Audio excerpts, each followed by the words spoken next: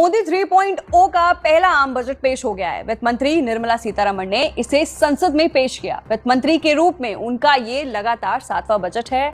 Budget में अलग अलग सेक्टरों के लिए कई घोषणाएं की गई हैं, लेकिन आम आदमी की जेब पर किस चीज का बोझ बढ़ा है और किस ऐलान ने उन्हें राहत दे दी है, तो बता दें, सरकार ने कई चीजों को सस्ती कर दी है, तो बजट पेश होने के बाद कुछ चीजें महंगी हो गई हैं। कस्टम ड्यूटी घटाई गई है और इनमें प्रमुख तौर पर कैंसर की दवाइयोों को शुल्क मुक्त कर दिया गया। आइए जानते हैं कि क्या कुछ महंगा हुआ है और क्या कुछ सस्ता हुआ है।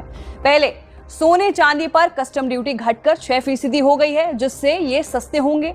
प्लैटिनम पर भी कस्टम ड्यूटी घटी है, जिसके बाद ये भी सस्ता होने वाला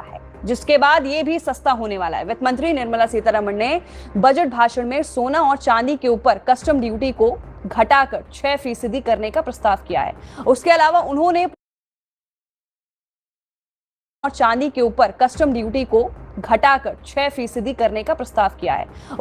उन्होंने प्लैटिनम के लिए भी कस्टम ड्यूटी को घटाकर 6.4% करने की जानकारी दी है।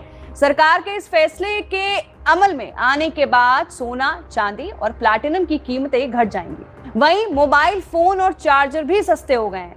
मोबाइल फोन और चार्जर पर बेसिक कस्टम ड्यूटी को 15% तक घटाया गया है। इसके चलते अब मोबाइल फोन की कीमतों में कटौती देखने को मिलेगी। तीसरा, सोलर पैनल और लिथियम बैटरी। सोलर पैनल और लिथियम बैटरी के सस्ता होने की भी बात कही, जिससे फोन और गाड़ियों की बैटरी के दाम कम होंगे। इसके अलावा ई कॉमर्स कंपनियों के लिए टैक्स डिडक्ट एट सोर्स यानी TDS दर 1% से घटकर 0.1% की गई है। इसे लगभग 0 ही कर दिया गया है। चौथा, वित्त मंत्री ने ऐलान किया कि कैंसर के इलाज की 3 दवाओं को मूल सीमा शुल्क से छूट दी जाएगी। एक्सरे मशीनों में इस्तेमाल होने वाले एक्सरे ट्यूब और फ्लैट पैनल डिटेक्टरों पर बेसिक कस्टम ड्यूटी में भी बदलाव किया जाएगा। ऐलान लागू होने के बाद इनकी कीमतों में भी कमी आएगी। इसके अलावा फेरेनिकल ब्लिस्टर कॉपर पर बेसिक कस्टम ड्यूटी को सरकार ने हटा दिया है। लेकिन वही वित्त मंत्री ने अमोनियम नाइट्रेट पर कस्टम ड्यूटी को 10% से बढ़ाकर 25% करने की घोषणा की है।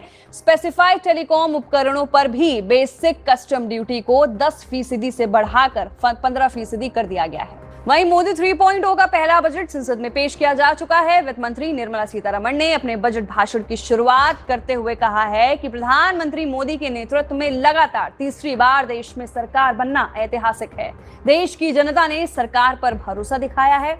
वैश्विक हालात की महंगाई पर असर पड़ा है, लेकिन भारत में महंगाई नियंत्रण में है और ये 4% के दायरे में है। निर्मला सीतारमण ने कहा कि अंतरिम बजट में हमने गरीब, महिलाएं, युवा और अन्नदाता पर फोकस किया था। उन्होंने ये भी कहा कि भारतीय अर्थव्यवस्था लगातार चमक रही है। पूर्ण बजट भी इस पर केंद्रित है। हमारा कृषि क्षेत्र में उत्पादन बढ़ाने पर जोर है।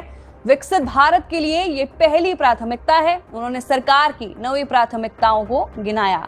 इनमें एग्रीकल्चर सेक्टर के साथ शहरी विकास, रोजगार और स्किल डेवलपमेंट, कृषि रिसर्च, ऊर्जा सुरक्षा, इनोवेशन, रिसर्च और ग्रोथ, अगली पीढ़ी में सुधार शामिल है। तो फिलहाल के लिए बजट 2024 काफी खास रहा, इंटरेस्टिंग रहा। काफी लोगों को इससे फायदा हुआ और बहुत सारी चीजें सस्ती हो गई, तो वहीं कुछ चीजें महंगी भी हो गई। आप इस बजट को लेकर क्या सोचते हो? नीचे दिए गए कमेंट सेक्शन में अपनी राय